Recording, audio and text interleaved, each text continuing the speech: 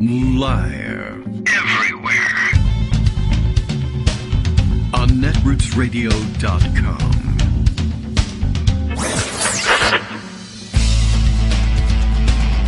David Waldman. Kagro. In the morning. Now, here's David Waldman. Hey, good morning, everybody. How you doing? It's Tuesday, June 25th, 2024. Time to get rolling on our newest Tuesday show. What is it, a fourth Tuesday that Donald Trump has been a convicted felon? This is the switchover week from 4 to 5 weeks. We get that the day, counting, the day of the debate. Right, okay. So the debate's coming up on the 27th. I had to check last night. Give me the date on this thing. He's only got 2 days to wriggle out of this thing, and people are still wondering whether he'll try and find a way. He's, of course, the last couple of days has been mostly about explaining why he's going to lose the debate, but why the law should actually be considered a win because the whole thing is rigged against him, et cetera, et cetera. And, and of course, his insistence that Joe Biden will be drugged in order to enhance his performance at the debate, which, as you know, since every Republican confession is, or accusation is a confession, I suppose you should take him at his word on his offer to take a drug test. He has said he would. Hey, why not? Let's roll it out. Find out exactly what's fueling Donald Trump at this point. No one will do it, of course, and blah, blah, blah. Let's see. He's already saying he's plotting to throw the debate. That's something that has been floated. What did I see this morning here at Daily Kos? Annie Lee's article here, her diary. Donald's growing excuses for not showing up to the debate. So I guess that's still in the offing. I mean, I said as much, but it becomes less and less believable the closer we get to the debate, but whatever. I don't know. It would be one of 10,000 things that you can't believe just happened in this campaign, the previous campaign, the one before that just happened anyway. She writes, he got away with not having to debate GOP primary challengers. He keeps lowering the bar and setting up a litany of excuses. He's using, of course, his oddly named Truth Social to do it. And let's say in all caps, drug test for crooked Joe Biden, 3 question marks. I would, also, immediately, agreed to one, 3 exclamation points. And then, of course, were they actually to, no, they should do the one where they draw blood on you because I know he hates that. And, let's see whether he balks at the last minute. Trump 2024 Press Secretary Caroline Leavitt spoke with War Room host Steve Bannon about being booted off CNN yesterday morning, I guess, for challenging the fairness of network host Jake Tapper, who will moderate the first presidential debate on Thursday. And when they say moderate, they mean be nearby and say things like, here are the rules, and hey now, that's against the rules, or whatever. I have no idea what you do to moderate such a debate. He'll want to make an impression, I guess. But I guess they just don't have debates with like rules and judges like they do in competitive debates. I've not been a part of any competitive debates. I've never actually watched any of them. But I mean, is it not the case? Like if you're doing competitive academic debate, like if you just get up there and say, well, the real problem is that the sun revolves around the earth and nobody knows it. And the earth also is flat. Like, do they ever say, hold on, no, you're losing the debate. That's minus 1 point for you, minus 2 points for you. Earth is not flat. The sun does not revolve around the earth. That's just wrong. And you're going to lose the debate if you continue to do things like that. And they never declare a loser. And of course, with this one, it's too politically fraught for the networks to declare a winner or a loser. They have to bring on experts, one from each party, to declare that their person won the debate so that it's every one of them is a tie. Amazingly enough, 50 plus years, 60 plus years, and of presidential debates, all ties. However, the independent media, I guess, the independent pundits later get to say who won or didn't win, or maybe they have snap polls, and then they find out that the independent pundits were wrong entirely about the whole thing. So really pretty much a waste of time, the whole thing. And that's why I don't love watching them and rarely do. But anyway, so this was yesterday that Caroline Leavitt went on CNN. Why CNN had her on? I mean, they did the whole show of force thing. Who was doing the interviewing? I forget. But she, did the whole, like I said, the whole show of force bit. I'm gonna end this interview if you don't, come back to reality and stop lying and well, in this case, it was stop disparaging my colleagues here at CNN. They're very fair. They're very fair. How dare you say that they're not fair? That does it. You're out of here after 10 minutes of saying that they're totally unfair, et cetera, et cetera. I mean, the show of force comes beforehand, where you say, I'm not going to host Caroline Leavitt or any other Trump spokesperson to come on here and do their stupid lying expectations game. I'll do the normal expectations game. Well, President Biden is a skilled debater, and we look forward to the contest, and President Trump, former President Trump, but they like to keep calling him President Trump, is preparing diligently, like that sort of thing, which is also a lie. I mean, that's the lie that you're supposed to host. But they know in advance very well what someone like Caroline Leavitt is going to do and say, and they say, well, let's have that confrontation anyway, because nothing our viewers want more, supposedly. Well, apparently, AI... You'll want that in your morning coffee and on your morning news show. And on top of that, probably a second helping of AI, so long as somehow you pay money for it. And then, lastly, you want to hear aggressive lies being told, but then us being aggressive about telling everybody that they're aggressive lies and shutting off a microphone 10 minutes into a heap of lies. That is the kind of strong, independent journalism that apparently Americans are looking for right after the AI. Anyway, so again, here's the quote here. Trump 2024 Press Secretary Caroline Leavitt spoke with War Room host Steve Bannon about being booted off. That was the play. You go and you say, CNN is totally unfair, totally unfair, totally unfair. All right, you're out of here. And then you go on War Room and say, this morning I went on and said, CNN is totally unfair, totally unfair, totally unfair. And they're so unfair that they kicked me off for saying that they were unfair. Bannon called for the Trump campaign to back out of the debate, so I guess he's the one floating some of this stuff, unless they get an immediate apology from CNN. Okay, sure. Saying the network is so biased, this isn't him saying it, this is Steve Bannon, so biased that they show absolutely no respect to the president's national press secretary. And why should they? Anyway, I mean, basically she went on and said, Biden's going to cheat and it's all rigged and the judges are unfair. The moderators are biased. CNN showed their hand with me on their network this morning, Leavitt said. It was honestly shocking what occurred this morning, but it shows that this is not going to be a fair debate on Thursday. I don't know. She wasn't in tears, I don't think. President Trump knows that, Steve. He's going to go into the lion's den. It's going to be a 3-on-1 fight with Crooked Joe, who's been getting doped up and hiding away in the woods at Camp David all week, and Dana Bash and Jake Tapper. That's the story that, blonde person who was hired to be the spokesperson this week had to say to shambling mound Steve Bannon. So there we, and with some video of it as well. That's just terrific. Let's see. Then Justin Baragona was tweeting, Trump just shared a letter on Truth Social sent by Ronnie Jackson. It was Ronnie Johnson last week, but Ronnie Jackson again to Biden and the White House doctor, demanding the president be, quote, clinically, unquote, tested before the debate to verify he's not, quote, relying on performance-enhancing drugs to help you with your debate. The whole letter is here. I mean, we can read it. Is it ridiculous? Can we magnify it? It's like a page and a half. Do I want to read a page and a half of Ronnie Jackson ranting? I don't know. Even more than that.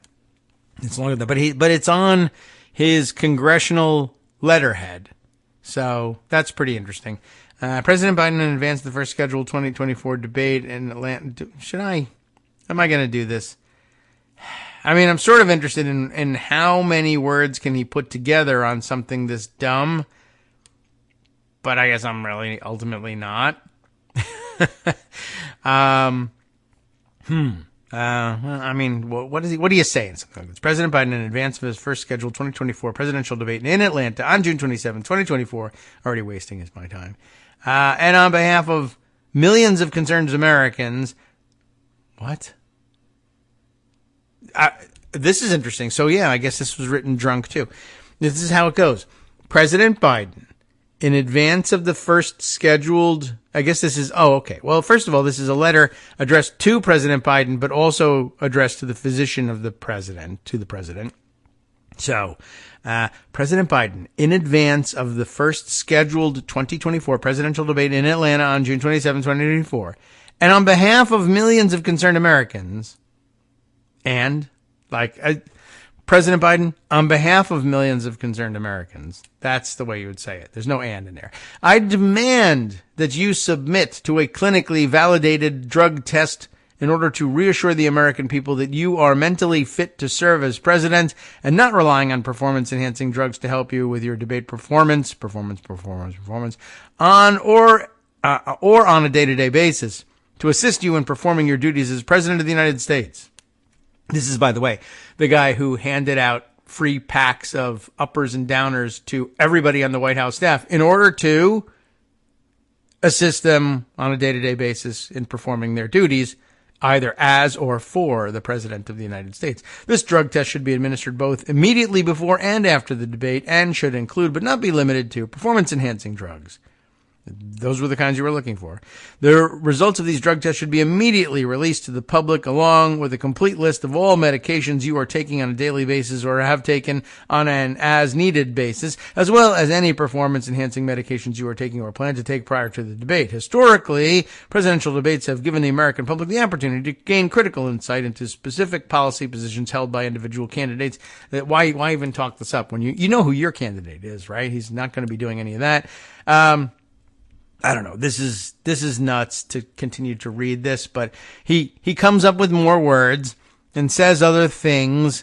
Let's see. There's specifically, he's complaining to the doctor now. I read an article that says that during negotiations with congressional leaders, President Biden spoke so softly that participants couldn't hear him.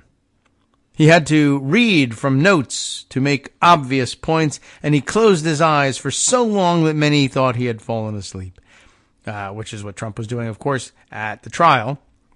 Concerns about the president's mental fitness also arose during an event at the White House where the president was visibly frozen for nearly a full minute while those around him were dancing and actively participating in the event.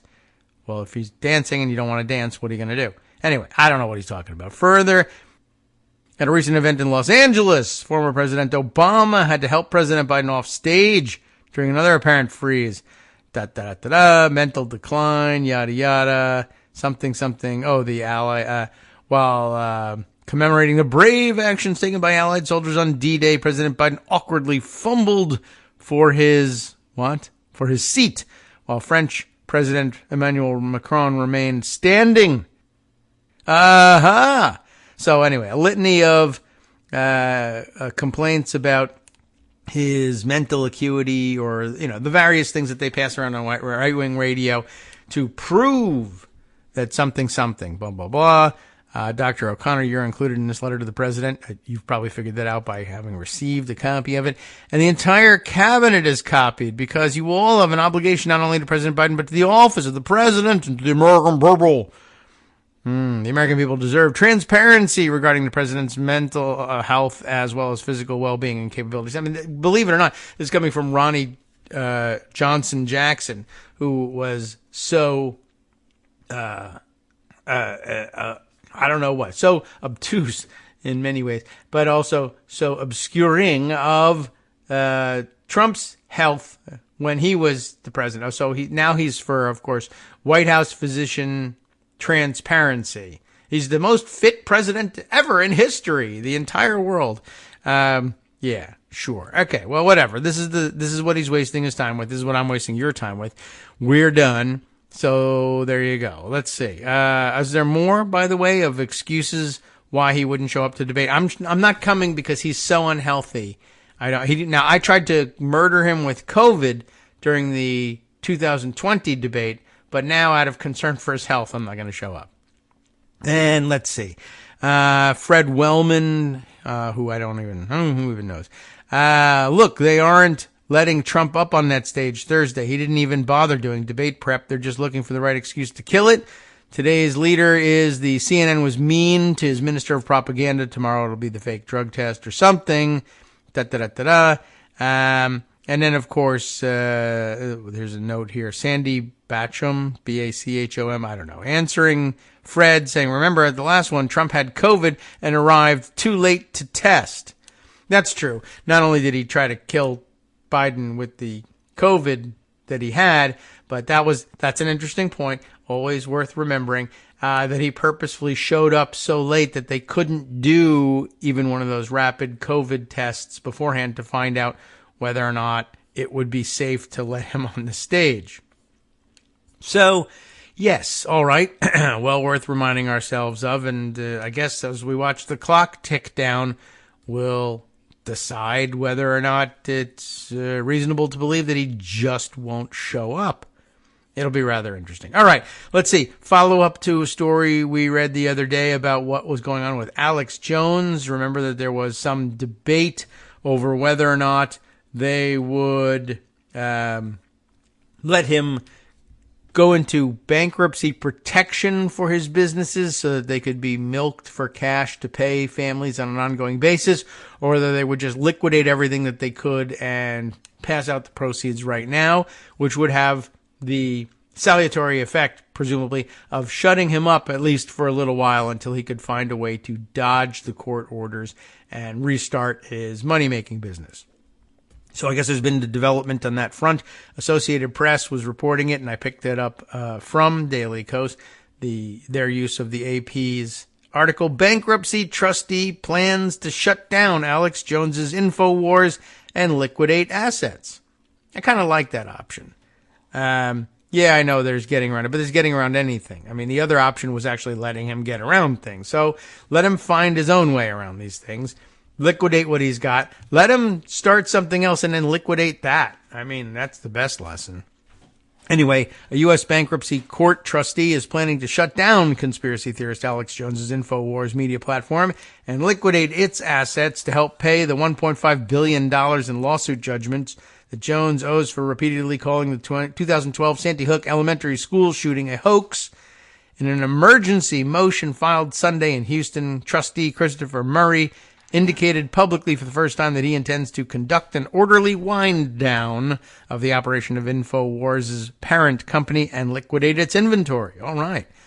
Murray, who was appointed by a federal judge to oversee the assets in Jones's personal bankruptcy case, did not give a timetable for the liquidation. Jones has been saying on his web and radio shows that he expects InfoWars to operate for a few more months before it's shut down because of the bankruptcy. But he has vowed to continue his bombastic broadcast in some other fashion, possibly on social media. He's also talked about someone else buying the company and allowing him to continue his shows as an employee. Murray also asked U.S. bankruptcy judge Christopher Lopez to put an immediate hold on the Sandy Hook family's efforts to collect the massive amounts Jones owns them. Murray said those efforts would interfere with his plans to close the parent company, Free Speech Systems, in Austin, Texas, and sell off its assets, with much of the proceeds going to the families. He just wants a little delay in paying them so that he can get the whole thing wound down, I guess. On Friday, lawyers for the parents of one of the 20 children killed in the shooting in Newtown, Connecticut, asked the state judge in Texas to order Free Speech Systems, or FSS, to turn over to the family certain assets, including money in bank accounts, that seems easy enough, and garnish its accounts. Judge Maya Guerra Gamble approved the requests, court records show, prompting Murray's emergency motion. The parents, Neil Heslin and Scarlett Lewis, whose 6-year-old son Jesse Lewis was killed in the shooting, won a $50 million verdict in Texas over Jones's lies about the shooting being a hoax staged by crisis actors with the goal of increasing gun control. They've done a great job on that one. In a separate Connecticut lawsuit, in some states they have, in Connecticut they have anyway, but in a separate Connecticut lawsuit, Jones was ordered to pay other Sandy Hook families more than $1.4 billion for his defamation and their emotional distress. Referring to the family's collection efforts, Murray said in the Sunday court filing that the specter of a pell-mell seizure of FSS assets, including its cash, threatens to throw the business into chaos, potentially stopping it in its tracks to the detriment of his duties in Jones's personal bankruptcy case. The trustee seeks this court's intervention to prevent a value-destructive money grab and allow an orderly process to take its course. Murray also asked the judge to clarify his authority over Jones's bank accounts. As part of Jones's personal bankruptcy case, his ownership rights of FSS were turned over to Murray. Jones has been continuing his daily broadcasts in the meantime. It was not immediately clear when the bankruptcy judge would address Murray's motion. Bankruptcy lawyers for Jones, Heslin, and Lewis did not immediately return messages seeking comment on Monday. Another Christopher? This is the third Christopher in all this, right? Christopher Mattei, M-A-T-T-E-I, a lawyer for the Sandy Hook families in the Connecticut lawsuit, said they supported the trustee's new motion. He also said that the families were disappointed with the motion filed Friday in the Texas court by Heslin and Lewis, which he said would undercut the equitable distribution of Jones's assets to all the families. This is precisely the unfortunate situation that the Connecticut lawsuit families hope to avoid, Mattei said. The families in both lawsuits who have not received anything from Jones yet appear likely to get only a fraction of what Jones owes them. That was always true. Jones has about $9 million in personal assets, according to the most recent financial filings in court. Free Speech Systems has about $6 million in cash on hand and about $1.2 million worth of inventory. On June 14th, Lopez, the bankruptcy judge, approved converting Jones's personal bankruptcy case from a reorganization to a liquidation, which Jones requested. Oh, okay. Well, fine. He probably thought he wasn't going to get it if he requested it.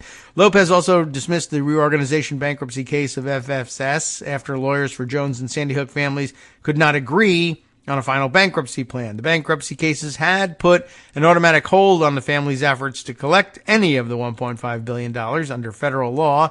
The dismissal of the FSS bankruptcy means the families would have to shift those efforts from the bankruptcy court to the state courts in Texas and Connecticut, where they won those legal judgments. Jones and FSS filed for bankruptcy protection in 2022, the same year that the relatives of many of the victims of the school shooting that killed 20 first graders and 6 educators won their lawsuit.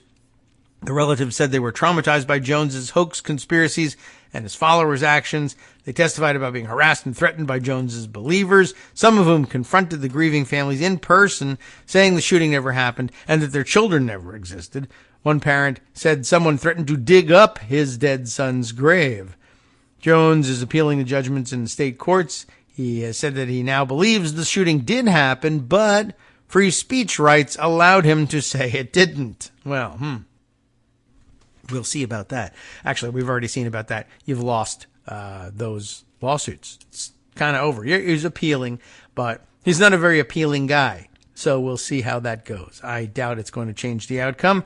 But anyway, that's the latest update on that one. It is Tuesday, which means there are a few more primaries to go. In fact, it is an action-packed day, primary-wise, we're told, by the front page of Daily Kos, and it's, let's see, we'll have to go back to the Morning Digest tells us that there's a lot going on, including the primary in the new district. She moved over one district for Lauren Boebert, so we'll see whether she survives. An intriguing headline on this one, Morning Digest has, how Boebert's district switch could still cost the GOP her seat. Oh, tell me more. Please do. Well, here's how it might happen. Or at least, here's the article in which it's described, and we'll see what comes first. It is primary night, as they say in their leadoff item. Primary season is about to largely go on a month-long break, but before it does, we've got one of the most packed election nights for all of 2024 on Tuesday. That's today. Jeff Singer previews the major races that we have in store for us ahead of the mid-season finale in Colorado, New York, South Carolina, and Utah. Now, right here in this summary, Lauren Boebert appears poised to complete the toughest part of her district swap, though her many primary rivals in eastern Colorado still haven't given up hope that they can do what Boebert herself did 4 years ago and pull off a true upset.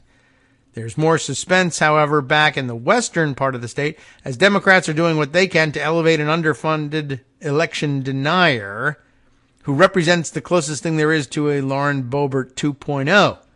To make her the nominee. I don't know. I guess better to run against that person. But national Republicans aren't sitting by passively. They're running ads to deter their base from picking a nominee who could threaten their hold on what should be a secure seat again.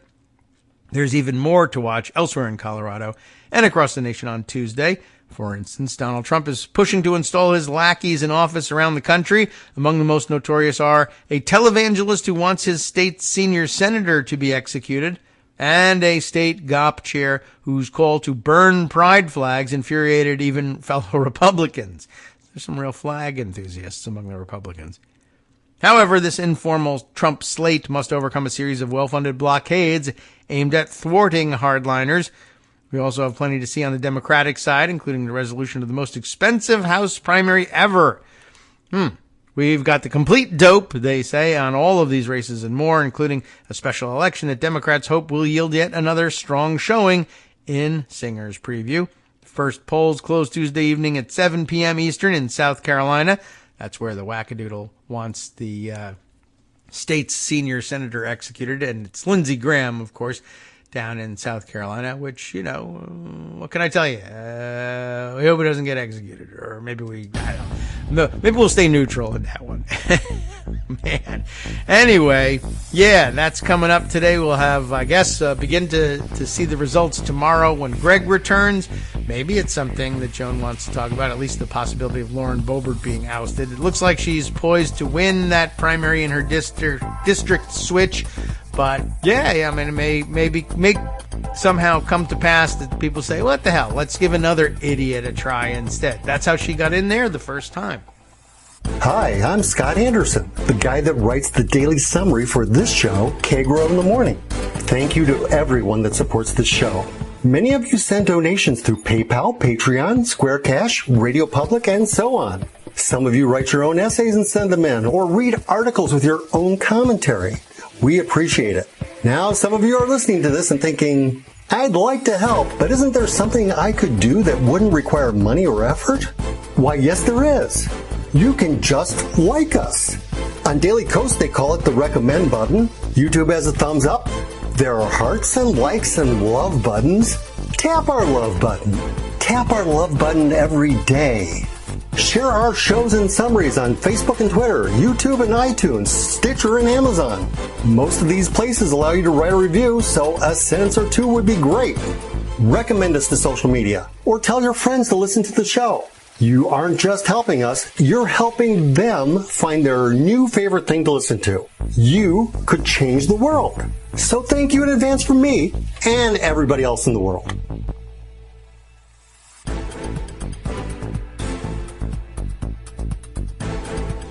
All right, welcome back now to the Kagro in the Morning Show here on Net Roots Radio. Okay, that, I think, brings us through the first couple items of the Morning Digest anyway. So do see Jeff Singer's synopsis of what's going on today and what's at stake. I guess we'll have an eye on, a number of idiots who are running for office, including, of course, the headliner in Jeff Singer's roundup. Pastor who called for Lindsey Graham's execution is on the verge of winning his House seat, or his House seat contest anyway, at least for the primary, and it being South Carolina. Oh my God, you've nominated a complete idiot and wackadoodle. I guess we're going to have a complete idiot and wackadoodle in Congress, but it's just one of several hundred at this point. Multiple House members are fighting for a renomination on Tuesday on one of the biggest primary nights of the year. Far-right icon Lauren Boebert. We'll find out if her plan to swap House seats in Colorado has paid off. It really shouldn't, but I guess it will. While New York Democrat Jamal Bowman and Utah Republican Celeste Malloy both hope to avoid getting rejected by their current constituents. There are many more contests to watch in all three states, both in races that will be key November battlegrounds and contests where winning the primary is tantamount to election. And to top things off, South Carolina is hosting runoffs in any races where no one earned a majority of the vote in the June 11th primary, including a congressional race where Donald Trump's pick wants his state's senior senator, Lindsey Graham, put to death. And why not? Below, you'll find our guide to all of the top races to watch. That's what that means is go look at them. I don't want to read any of this. Let's go to the actual information instead. To help you follow along, oh boy, you can find interactive maps from Dave's redistricting app for Colorado, New York, South Carolina, and Utah. That's terrific. And let's get to the meat of the stuff here. South Carolina far-right pastor Mark Burns outpaced Air National Guard Lieutenant Colonel Sherry Biggs 33-29 in the first round of the primary to succeed retiring Representative Jeff Duncan, a prominent social conservative whose estranged wife accused him of infidelity in divorce proceedings last year because family values something. Burns, whose grim history of violent rhetoric includes a demand that South Carolina Senator Lindsey Graham be executed for treason, picked up Donald Trump's endorsement in April. Sure. He's also earned the backing of State Representative Stuart Jones, who finished in third place 2 weeks ago with 19%. Biggs retains the support of Governor Henry McMaster. And she's jabbed, this is Biggs, not Burns, but Biggs, the lieutenant colonel. I was wondering about that. Governor, maybe you shouldn't be advocating for the guy who wants to execute your senior senator. But he's not.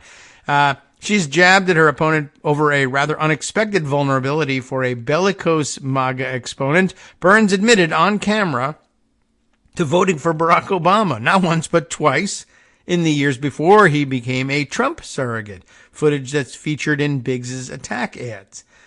So poor South Carolina. What are you to make of all this?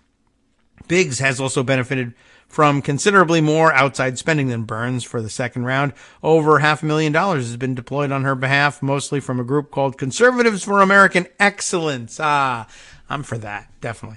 That's devoted to stopping hardline candidates who would cause headaches for the House GOP leadership, who are, of course, hardliners themselves. Burns, by contrast, has gotten only about third party. Yeah, it's written wrong. But anyway, gotten only about $60,000 in third-party support, I guess. He did, however, manage to secure a $750,000 bank loan to boost his bid, despite pledging no collateral except for future contributions to his campaign, which may be over today.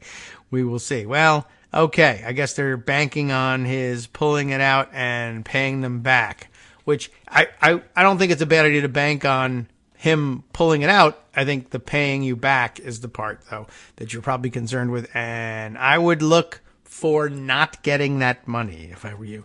Now, over in Colorado, of course, 7 Republicans campaigning in western Colorado to replace far-right Representative Lauren Boebert, who shocked the political world in December when she announced that she'd run in the more conservative 4th district at the other end of the state. Which is surely shocking, but also shocking that she was groping her date at a performance of Beetlejuice. But that's not what's here. The winner will go up against businessman Adam Frisch, who lost to Boebert by a shockingly small 546-vote margin as the Democratic nominee in 2022 and has millions at his disposal for the second go-around. The 2 Republicans who've generated the most attention are Attorney Jeff Hurd, who has been seeking to oust Boebert before she switched districts, and former State Representative Ron Hanks, an underfunded election denier. He's underfunded, and he denies, he's an election denier, and he's not a denier of underfunded elections. Those happen all the time. The field also includes businessman Lou Webb, financial advisor Russ Andrews, and Stephen Varela, a member of the State Board of Education who is under federal investigation for allegedly misspending his union's money, but they've all struggled to gain traction. Democrats believe that Hanks, like Boebert, is weak enough to cost the GOP control of what should be a reliably red seat, and they're taking action to ensure he'll be their opponent. The progressive group Rocky Mountain Values has spent over $400,000 on commercials ostensibly attacking Hanks as too conservative for Colorado, a tactic Democrats unsuccessfully tried when Hanks ran for Senate 2 years ago. Frisch is also working to weaken Hurd by highlighting his refusal to say whether he's backing Donald Trump. But the Congressional Leadership Fund, which is the main Republican super PAC devoted to House races, is working to counter this effort with its own $400,000 blitz, claiming Hanks is the one who was insufficiently pro-Trump. Americans for Prosperity, which is part of the Koch political network, has also deployed a considerable or comparable sum to promote Hurd. Not every GOP institution, however, is so hostile to Hanks. The state Republican Party, led by far-right extremists, endorsed Hanks while trashing Hurd's connections to AFP, a group that became toxic in MAGA world after it backed Nikki Haley's unsuccessful campaign against Trump. Well, what do you know? All right, now, over in Colorado's 4th District special election, former Parker Mayor Greg Lopez is favored to succeed former Representative Ken Buck, a fellow Republican who resigned in March, you remember that, in a dark red seat that includes the eastern part of the state and the Denver exurbs. Democrats hoping that their nominee, former congressional staffer Tricia Calvarisi, will run ahead of Biden's showing in the 4th District 4 years ago. Lopez, unlike Calvarisi, is not seeking a full term, which happens to be good news for the state's most infamous Republican. Representative Lauren Boebert had accused Buck of timing his departure in order to weaken her in the primary for a full term that's taking place that same day.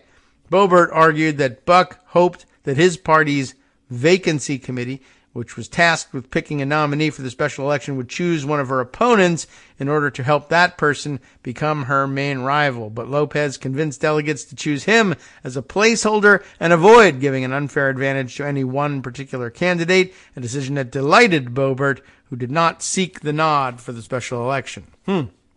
Meanwhile, Boebert faces 6 opponents in the primary for a full 2-year term, and just as she had hoped, Lopez's nomination has prevented any of them from establishing themselves as the main choice for anti-Boebert voters. The Congresswoman, despite her many scandals and virtually non-existent ties to the area, enjoys Trump's support and a major financial edge. The field includes a trio of local elected officials: Logan County Commissioner Jerry Sonnenberg, State Representatives Richard Holtorf and Mike Lynch. We're still hoping their local roots will help them overcome Boebert's advantages. Also in the running, conservative talk show host Deborah Flora, wealthy perennial candidate Peter Yu, and former congressional aide Chris Phelan. So, wow. Plenty going on. Things happening in other districts in Colorado you should also keep an eye on. But what can I tell you? Those are the exciting races that you'll see the most headlines about probably tomorrow if they get around to, counting all the votes between then and now. But speaking of all this, it's so confusing, but you really still need to find a term for Republicans in disarray that we can use that's alliterative and catchy. But another piece on that very subject, this time put forward by Amanda Marcotte in Salon, from Virginia to Colorado, where we just were, so for us it's from Colorado back here to Virginia. MAGA infighting during primaries puts the GOP into disarray. Far-right Republicans in Arizona threaten to revolt against Donald Trump for being too deep state himself, the inventor of the deep state accusations, or at least the guy who's credited most often for it. Let's see what's happening. Because the MAGA movement made kookiness a competitive sport, it was inevitable that some Republican activists would turn on Donald Trump for not being unhinged enough. Trump has 34 felony convictions, of course, and 3 more pending criminal trials to go. He spends his time making joking threats, I don't think I'm aware of this one, about, quote, the ovens to Jewish people. That I didn't know about. Fantasizing about setting up a migrant league of fighters. I think we mentioned this briefly in passing yesterday. I don't know. Seems pretty crazy, as usual. And reminiscing about the late, great Hannibal Lecter, a fictional cannibal, and he gets that wrong and tells the joke wrong every time. The behavior is still not bizarre enough, though, for We the People Arizona, the We the People Arizona Alliance, which appears largely funded by Overstock.com CEO Patrick Byrne, a once fierce Trump ally, deeply involved with the 2020 attempted coup. Now, Byrne's group, which is linked to the conspiracy theorist turned Republican senatorial candidate Kari Lake, has started an Arizona Republican revolt against Trump. Is she just mad at not being named the outright VP pick or something like that? According to a weekend report from the Washington Post, a faction of Arizona delegates to the Republican National Convention has concocted, quote, a secret plan to throw the party's nomination of Donald Trump for president into chaos. Maybe I should read that report. These aren't moderates worried about nominating a convicted criminal as president. Byrne has been tweeting that Trump is, quote, surrounded by deep state nobodies. Deep state is capitalized. Deep state nobodies, though. While it's not entirely clear what the anti-Trump MAGA flank wants, part of what they seem to be suggesting is that Trump needs a QAnon-level maniac like former General Mike Flynn to be his running mate, or to replace him as the presidential nominee entirely. The situation is threatening enough to Trump's campaign that they are trying to replace these faithless delegates and are sending out irate memos alleging a multi-state conspiracy. This sounds more interesting with every minute. I'll just click through and open up that weekend report anyway and see what that's about. It is amusing and even hope-inducing, as this infighting could undermine Trump's chances in November. It's also part of a larger pattern that Trump has created within the GOP of Republicans getting into increasingly baroque infighting, spurred on by a radicalizing membership, conspiracy theories, and the way MAGA operates as a beacon for quarrelsome people. That's an important point. No one should pity Republican leadership, which brought this problem on themselves by embracing Trump instead of the GOP-controlled Senate convicting him for his role in January 6th. Now they're awash in a sea of cranks and loudmouths vying for public office, which may be fun for GOP primary voters, but tends to backfire in a general election. State by state, the battle over extremism is causing internal Republican strife. Every example would take a book to list, but some recent samples are instructive. In Indiana, we heard about this one, right? Mike Brown's race to be governor is under threat after the GOP delegates decided his choice for lieutenant governor, State Representative Julie McGuire, isn't right-wing enough. Instead, they're going with Micah Beckwith, a self-described Christian nationalist who said in the immediate aftermath of the Capitol insurrection that God told him, I sent those riots to Washington. That's a quote from God. It's not God telling Micah Beckwith that I, David Waldman, sent those riots to Washington. I did not. I mean, neither did God, but as between the two of us, it's, I guess, more likely that God sent them than I sent them. So if you're looking to Occam's razor this thing, there's the answer. All right, let's see. Here's an embedded tweet about how crazy he is, I guess. Let me just go to the text, though. As Michelle Goldberg of the New York Times reports, this is causing panic in Republican leadership who fear Beckwith's extremism means Democrats have a real chance to win the race in this otherwise reliably red state. Joe Frazier, not that one, but another one. Joe Frazier was the initial favorite to win the Minnesota Republican nomination to challenge incumbent Democrat Senator Amy Klobuchar. The Navy veteran, is he a Navy SEAL? They're all supposed to be Navy SEALs. Everybody's a SEAL now.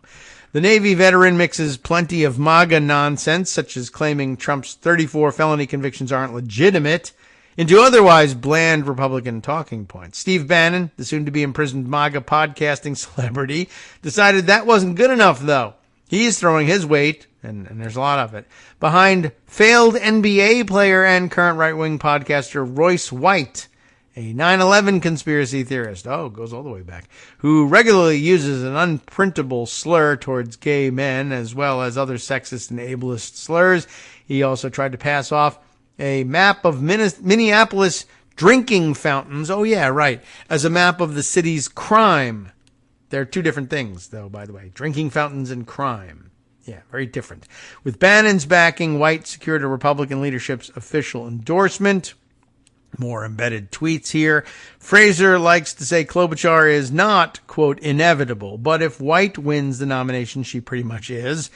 And after being caught on tape groping her date in the audience for Beetlejuice the musical, It was widely believed that Representative Lauren Boebert's career in Colorado politics was over, but even after she made the move to more conservative District 4, her reputation as one of the biggest MAGA trolls in Congress led most observers to believe she'd be defeated in a primary and go away forever. Instead, Republicans in her district couldn't mobilize behind a single non-Boebert candidate. Now there's a six-way race between nearly identical candidates, largely spouting the same MAGA radicalism about everything from immigrants to impeaching President Joe Biden. Well, governing dynamics, gentlemen. You can't do it. Boebert is expected to win the primary on Tuesday. In the race to the bottom, she's hard to beat, but if she does win, polling suggests this once rock-solid Republican district could go blue in November. Some people just don't like the crazy, I guess. And in Virginia, the MAGA-on-MAGA attacks have become so strange it's hard to follow what's going on in the state's 5th congressional district. House Freedom Caucus Chair Bob Good is a far-right conspiracy theorist who backed Trump's attempted coup, but because he then backed Florida Governor Ron DeSantis instead of Trump in the presidential primary, Trump endorsed Good's primary opponent, State Senator and Navy SEAL John McGuire, who, by the way, currently looks to have pulled this out. It looks like he's declaring victory, and it looked all along like he would be able to hold on to a narrow edge there. What should have been an easy win for Good is now a race that is too close to call days after the election. But Good has learned nothing about the dangers of throwing in with Trump and his conspiracy theories. Instead, he's floating a big lie of his own, tweeting conspiracy theories falsely alleging the primary was rigged against him. Okay. By the way, I wanted to point out, I saw something in an article a couple of days ago when we first were mentioning this race that seemed relevant in terms of untangling the weird politics here. You know, it's very difficult to follow the twists and turns, and there may be no particular logic to it, but it seemed worth pointing out. Bob Good has never won a primary in this district. Apparently, the fact that he's an incumbent, might lead you to believe that was the case. But apparently, his first nomination came in one of the years when the Republican Party decided that they would hold nominating conventions rather than open, primaries where people came to the ballot box and cast a ballot that way, that a convention was what nominated Good. So he's never won outright the support of a majority of the Republican voters in the entirety of the district. And he didn't have that behind him when he was, he doesn't have that sort of loyalty, I guess, behind him when he was seeking renomination this time. So I guess the convention system worked for him, but he'd never really faced the primary voters this way. So perhaps a little bit less of a surprise that he would be unseated this way. But back to his story, we have Republicans who would rather fight other Republicans than engage in the harder work of defeating incumbent Democrats by convincing swing voters to vote Republican, complained Don Tracy, the head of the Illinois GOP, in a resignation letter that he sent last week. Illinois is deep blue, but there are districts some Republicans feel they could win if they just stop fighting each other. Instead, arguments over issues like convention delegate seats resulted in party leaders openly threatening to physically assault one another. That always works. Now the GOP is losing experienced leaders like Tracy. This is, needless to say, all good news for Democrats looking forward to the November election. There are still a lot of swinging independent voters who would be open to voting for a Republican if they thought the candidate was a normal person and not a MAGA maniac. But these shenanigans are running off anyone who is or at least could pass for a normie. Polling after 2022 showed that when a candidate backed Trump's big lie, they lost gettable votes.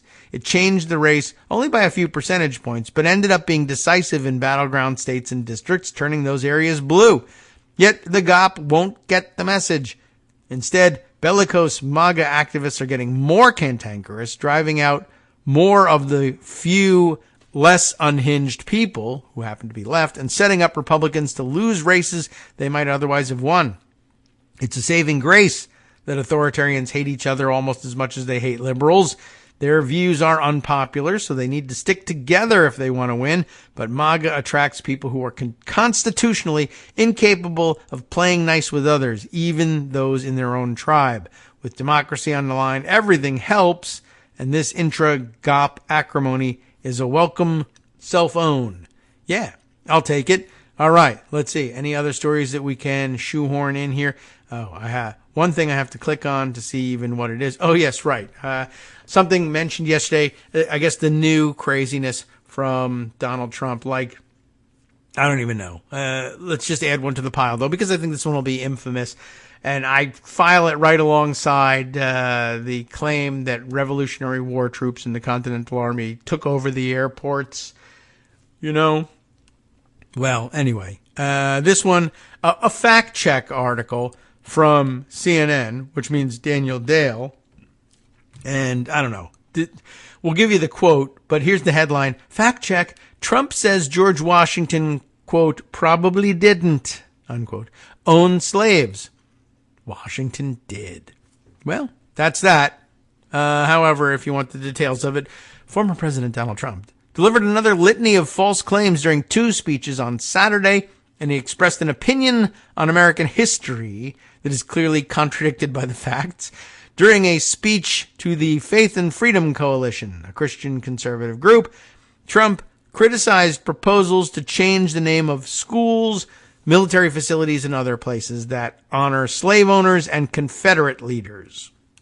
So that's step one in putting this stupid argument together. Like, why was it even necessary to say the sort of things that he's saying here? He's taking a dig at the very wise and realistic policy of renaming American army bases where, in fact, they are currently, or were then currently, named for traitors to the American cause, people who actively fielded armies to fight against the U.S. Army that is now based in these camps. It shouldn't be the case that you name them after Confederate soldiers, Confederate generals. That's just dumb. I understand the dynamics that led them to do this way back when, but we're supposed to be smarter than that now. And why not name it after somebody else? Why not change it every couple of years anyway? But no, this is not good for Donald Trump. So he's angry about that, but he has also expanded it to other issues which are under local control, where names of schools and other facilities, whatever else there might be, monuments, etc., to people who were slaveholders, where local authorities said, let's change the name. And he conflates the two, lays it all on Biden, and then goes on to say, where it's an issue of being renamed because the current name holder, whatever you would call them, it was a slave owner. He conflates the two of those things and then says, well, Trump says, what about George Washington High School? We want the name removed from that high school, mocking the whole idea. They don't know why. They thought he had slaves. Actually, I think he probably didn't. Well, okay. Now you've gone off the cliff here. He absolutely was a slaveholder. We have, there's every kind of historical record you could possibly want, including things written in George Washington's own hand, referring to the slaves he held, how many there were, and what he was doing with them. But besides that, he needed it to be the case that liberals were lying about people like George Washington, in order to erase America's great history and culture. By the way, I don't know if anybody has ever renamed a George Washington anything. I think just generally speaking, people are balancing the equities here and saying, yeah, he was a slaveholder, but let's just be honest about that and keep the George Washington name on it. There are other places where it might not be so wise, like naming a place after a much lesser known figure, much less accomplished figure who actually happened to, his major achievements in life were importing slaves and selling them at auction, let's say, in slave markets. You might rename it there. He was a major landholder. That's why we named it after him the first time. But there's really not that much to recommend the guy beyond the fact that he owned land, and that isn't really anything. And there's too many negatives with the slave ownership. Let's get rid of the name. George Washington, not happening quite that often, but I'm sure it has been proposed somewhere. So instead of saying, well, we should just leave things as it is because there were many other accomplishments, he just says, well, maybe he wasn't the slave owner. But he was. And do you want the facts behind it? I mean, I think they're pretty obvious. You probably already know them. They're all contained here. Daniel Dale does his usual thorough job in debunking the thing. But really all you need to know is Trump decided that he would get out of that argument by saying, I think he probably didn't own slaves, which is a very, very, very super dumb thing to say. So there you have it. He's gone ahead and said it. All right.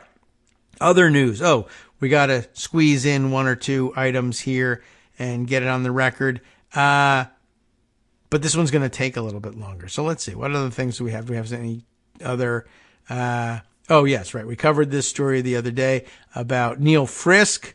So I think we're good on that one. We can get rid of that and get ready for our break coming up in just a minute or two when we get the music rolling. Let's see. I don't know if there's any other quick things we can fit in. Now, let's say grab this one. Associated Press piece run by Daily Kos. A week ago. It's a week old already. From June 18th. New York's top court declines to hear Trump's gag order repeal. We didn't mention it on the air, but just so that it's on the record, there was that move. They did lose. New York's top court on last Tuesday, declined to hear Trump's gag order appeal in his hush money case, a post-conviction gag order. They wanted to see if they could get it removed. No is the answer. You still have to watch what you say. The Court of Appeals found that the order does not raise substantial constitutional issues that would warrant an immediate intervention. Just not so much on the substance of the gag order, but they don't need appeals court's immediate intervention on it. The decision is the latest legal setback for Trump, who has repeatedly railed against the gag order that prevents him from commenting on witnesses, jurors, and others who were involved in the case. But it could be short-lived. It's been a week already. How short-lived do they mean? The trial judge, Juan Merchan, is expected to rule soon on a defense request to lift that gag order. We'll see if we can't find the latest, the status on that and bring you up to speed. But I just wanted to sort of let you know that he, as with everything, appealed to a higher court. This time in New York, they said, get the hell out of here.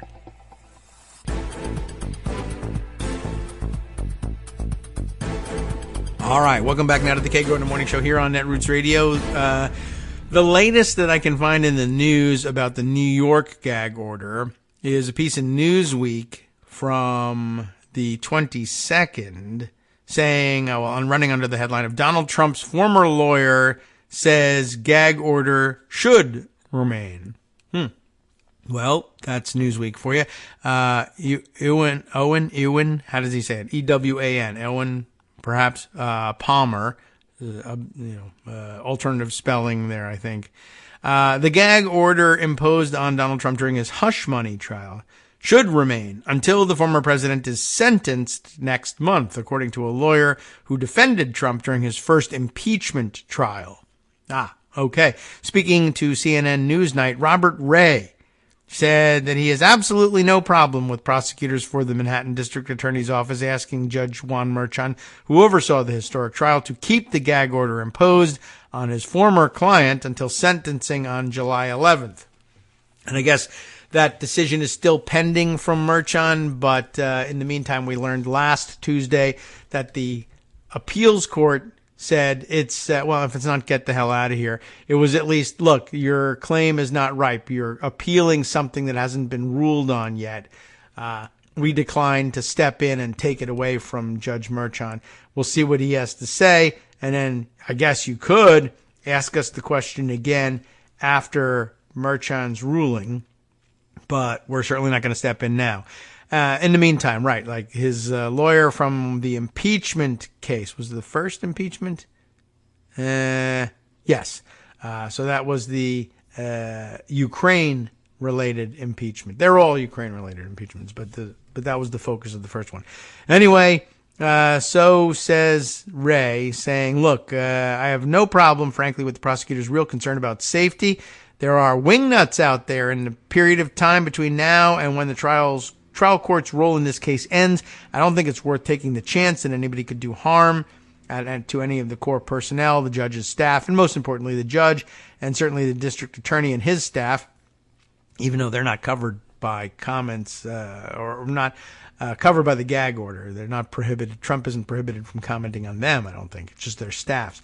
Trump, who was found guilty in criminal court of falsifying 34 counts, of falsifying business records. You know all about that. Placed under a gag order by Merchant to prevent the former president from making public comments about court staff, jurors, potential witnesses, and others during his New York trial. Trump was previously fined $10,000 and held in criminal contempt for violating the gag order 10 times. Trump still denies wrongdoing and is considering an appeal against the criminal conviction, of course. In court filings submitted on Friday, Manhattan prosecutors requested the gag order against Trump remain in place as the former president has not exempted the jurors from his alarming rhetoric that he would try to seek retribution as president against those involved in the trial. Prosecutors added officials had logged 56 actionable threats against Manhattan District Attorney Alvin Bragg and his family and staff of the district attorney's office since the hush money trial started in April. Ray said the case isn't over until the sentencing is heard on July 11th.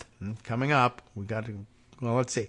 11 days in July we got to wait, plus we have 5 more days in June? So just a little over 2 weeks. 2 weeks, very short period of time.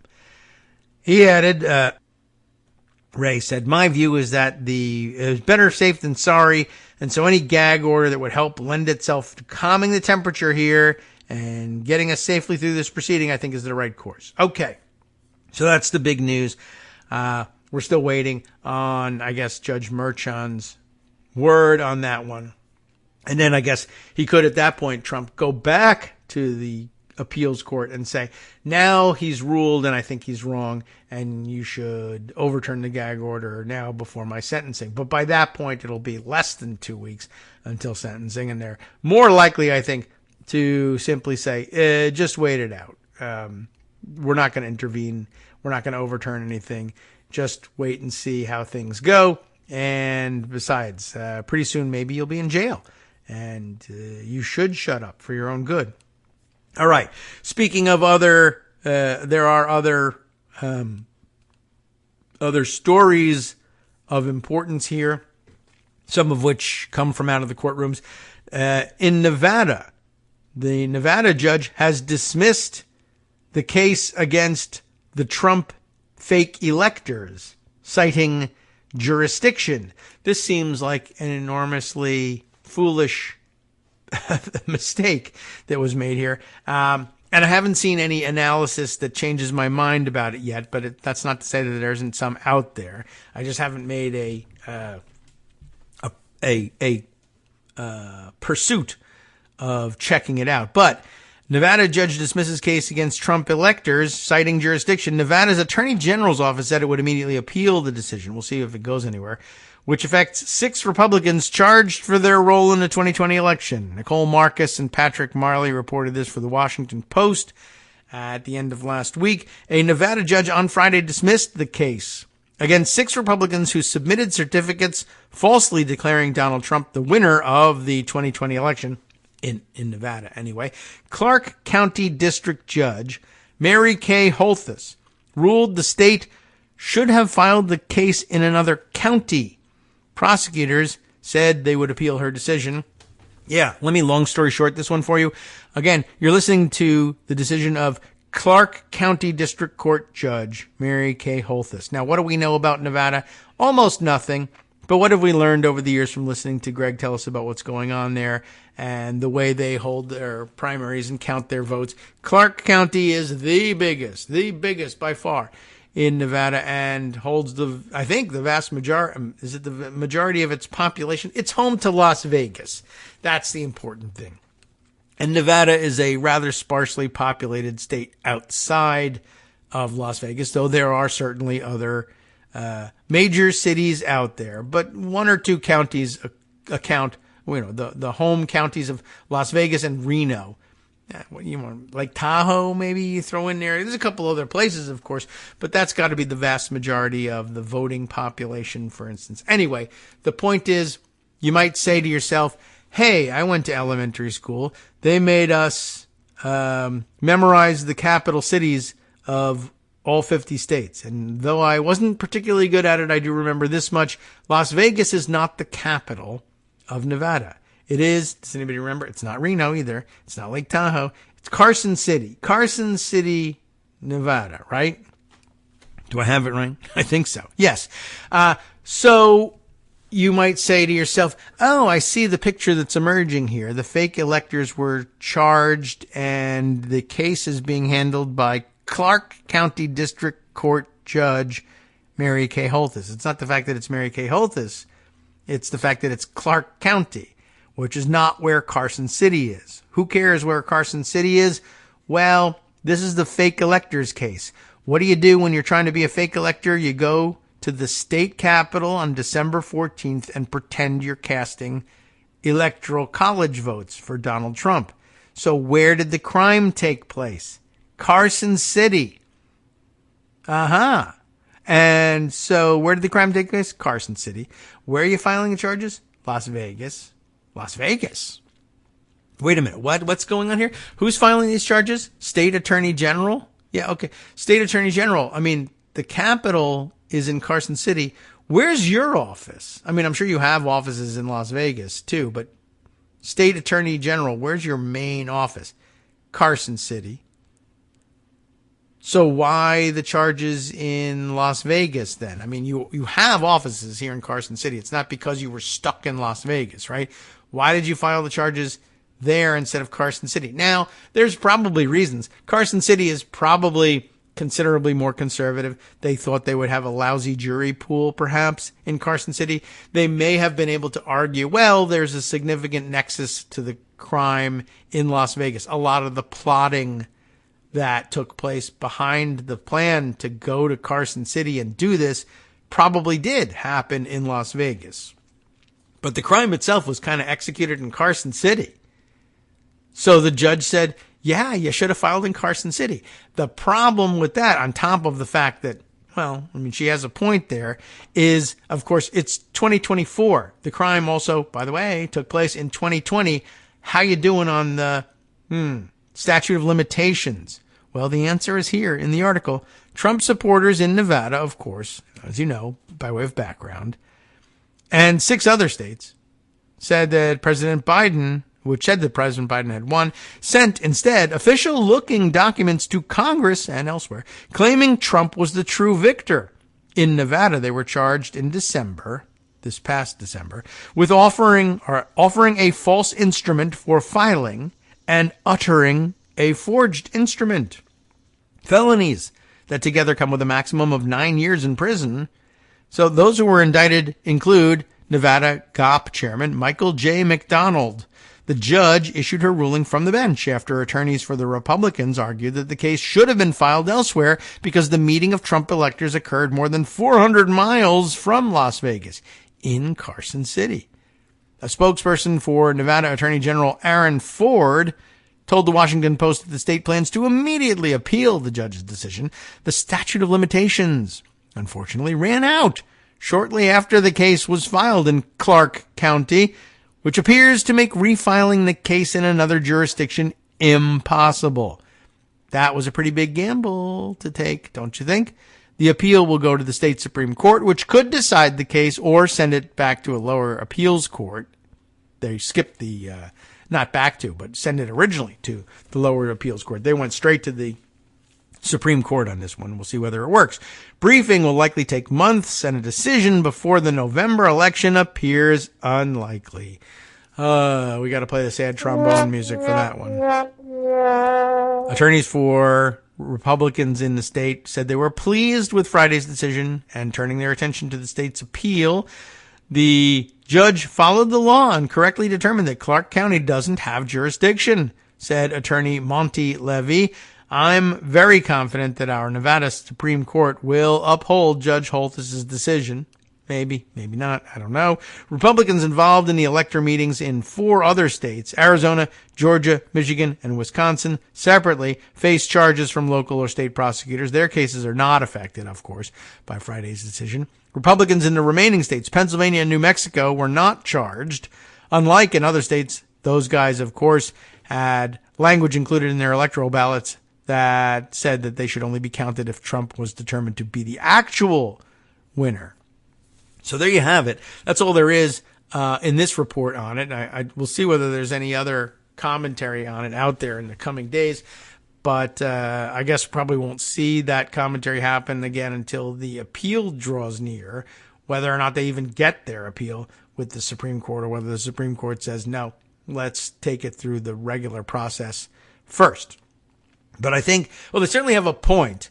There is an argument to be made, as we said, that there was a lot of other planning for this operation done in Las Vegas.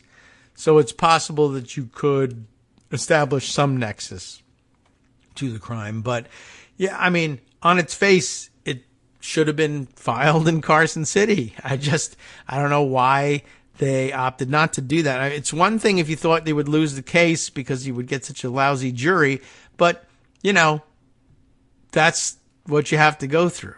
What can I tell you? It's bad news. And you could also file in Las Vegas. And then, of course, there's the question of, well, how come it took so damn long to get around to filing these cases such that the statute of limitations should expire?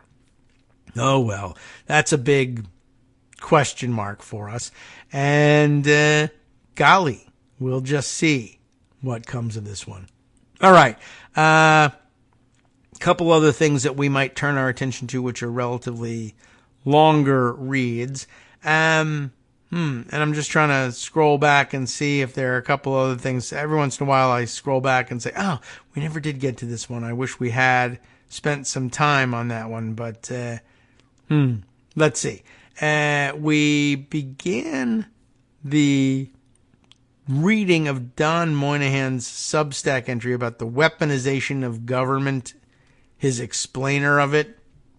But I'm trying to recall how far we got in this thing and whether or not it was necessary to go back. We had given the background of the Newt Gingrich memo from the 1990s, Language, a Key Mechanism of Control, that explained the use of it again, this time by Chris Rufo, saying we are in the process of trying to redefine the terms of the debate here such that we define where, we hang the weaponization of government accusation around the necks of Democrats as opposed to our being blamed for actually doing it ourselves. And then, of course, the move of establishing a congressional subcommittee to investigate the weaponization of government, as Republicans accuse Democrats of doing, and although we know that every accusation is, of course, a confession. And I think that's about where we left off in all of this, saying that the idea of weaponization, or at least the accusation, is not new. You can find the term in past Fox coverage, for example, and that journalist Matt Gertz, not, as we said the other day, and this is in right here in the article, to be confused with the aforementioned Matt Gaetz, took a look at the prominence of weaponization on Fox News, and it turns up, for example, as far back as 2017, when Sean Hannity said, "We now have proof that intelligence wasn't the only powerful government entity that was weaponized by the Obama administration, but it is an episodic rather than a constant theme." Weaponization, of course, implies a martial aspect. It's similar to the linguistic trick of calling the Biden administration the Biden regime to evoke an illiberal approach to governing. It carries the whiff of a rogue state, remember, implementing Stasi-like operations to suppress dissent, even though we have been reading day after day after day about the Trump Project 2025 and then yesterday's Project Sovereignty 2025, which itself, of course, implements a Stasi-like operation to suppress dissent. Federal agencies have a long and sordid history of illegally targeting American citizens to gain political advantage. Government agencies, like but not limited to the FBI, DHS, and DOJ, are actively working to silence and suppress citizens who subscribe to ideas that differ from the regime's. This is the accusation against the Biden administration, which constitutes their confession. That, according to the Center for Renewing America, that was Russ Vought's operation. You, it says, has probably not heard of the Center for Renewing America, but you in fact have. But it offers an important insight into both the origins and meaning of the weaponization trope. Now, I will remind you that when he said that you had probably not heard of the Center for Renewing America, this was some time ago. This is a February 2023 article. That may have been true at the time, but it was a vision of the future, because here you are in June of 2024, in fact, hearing about the Center for Renewing America. But apparently, had we in fact heard of it back then, it would have given us important insight into both the origins and meaning of the weaponization trope. The Center for Renewing America is a Trump-aligned think tank, you now know. As best as I can tell, back then in February of 2023, the center promoted the idea of the weaponization committee in the form it has now taken before anyone else. Remember, this was their proposition that last October, characterizing such a committee as a church-style committee, and this is the October before last for us, a church-style committee, that is Frank Church style, not a church where you would go to pray. We call on members of Congress to assemble a standalone committee with broad investigative powers focused on the woke and weaponized agencies and personnel within the federal government.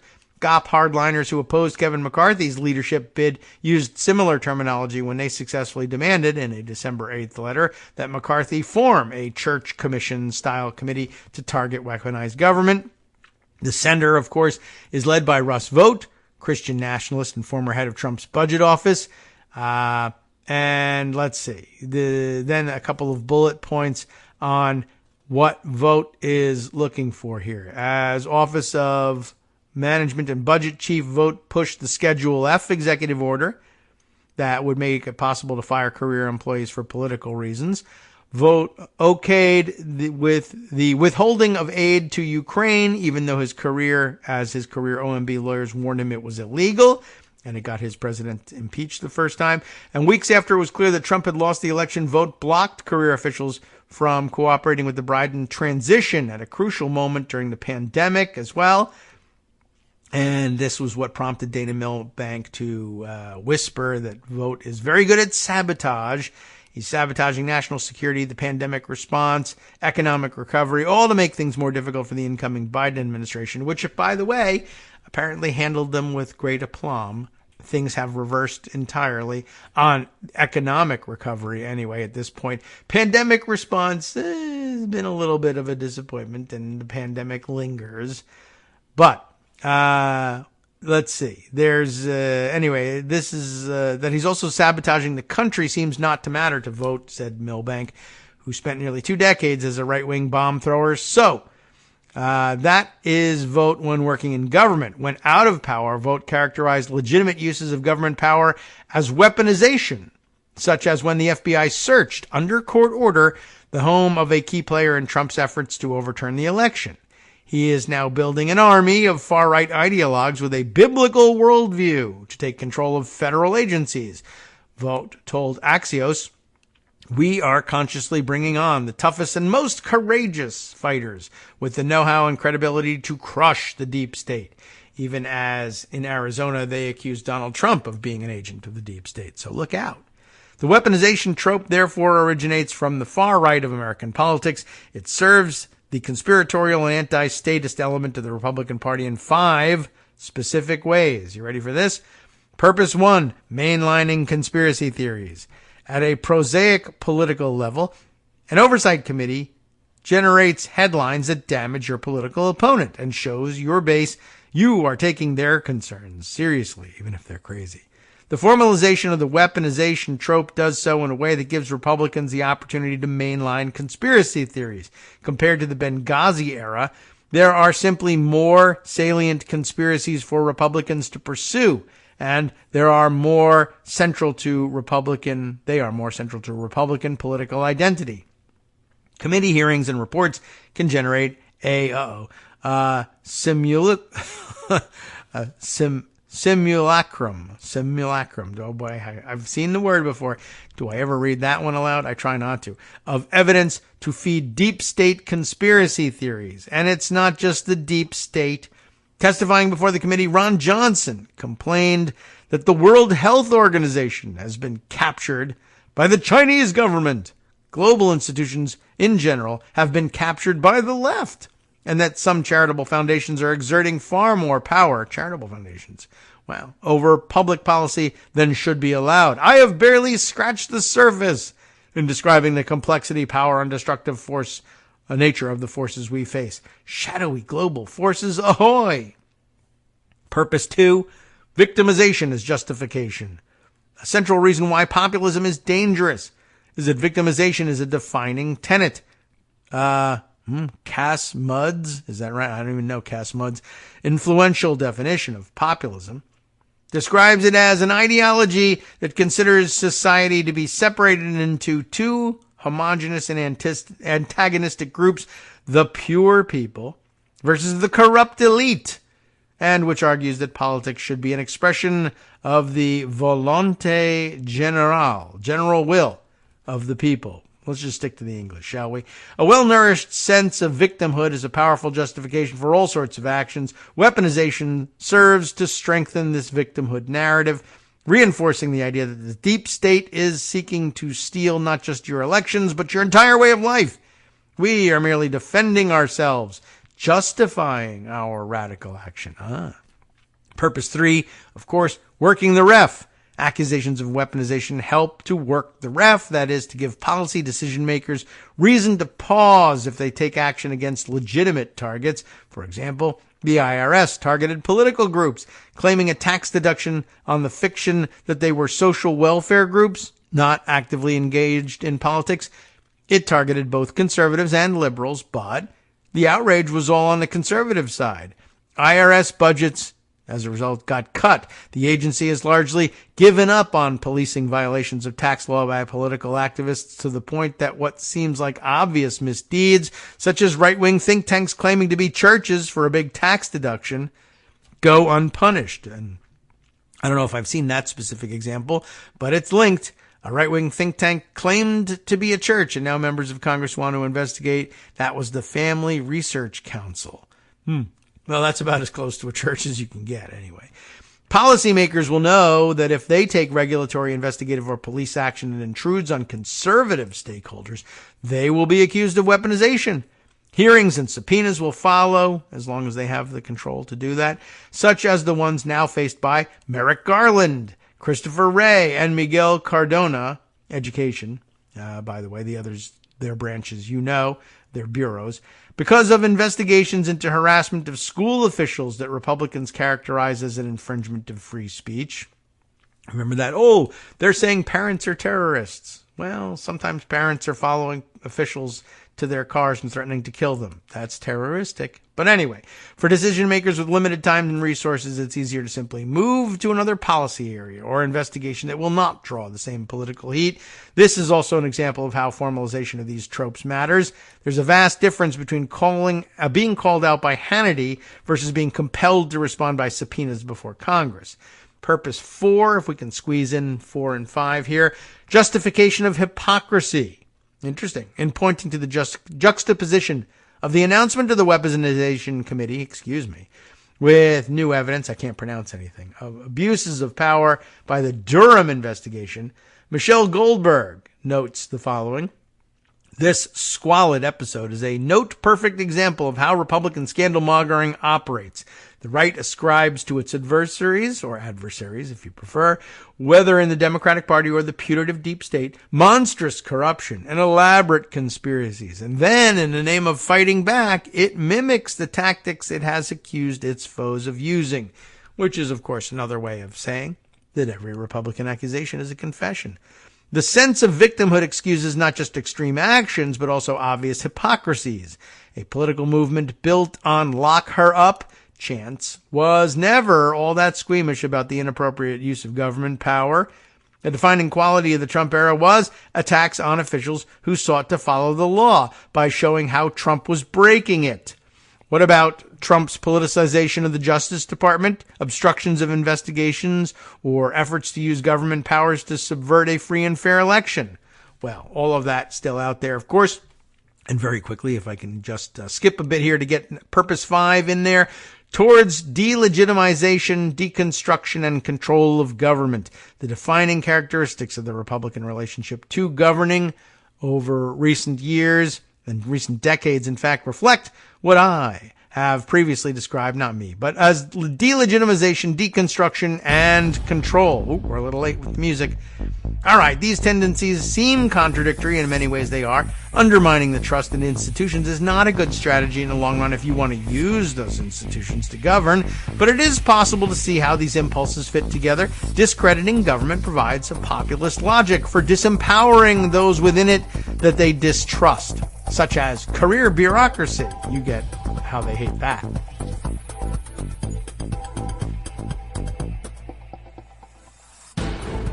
Hi everybody, it's me, David Waldman. Yes, the same guy who interrupts you all the time. Interrupting you one more time just to tell you again, another reminder that your contributions are what keep this show on the air, and patreon.com, patreon.com, is still among the easiest ways to make the sustaining subscription donations that keep us afloat.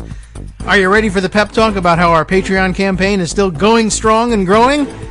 Well, too bad. Yeah, the plain fact is we actually are headed in the wrong direction, and whereas we once had about 175 monthly patrons, we're now actually down below 150.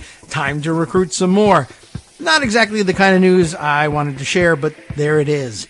For those of you in a position to support the show, patreon.com does make it easy to make those secure, recurring monthly contributions to do so.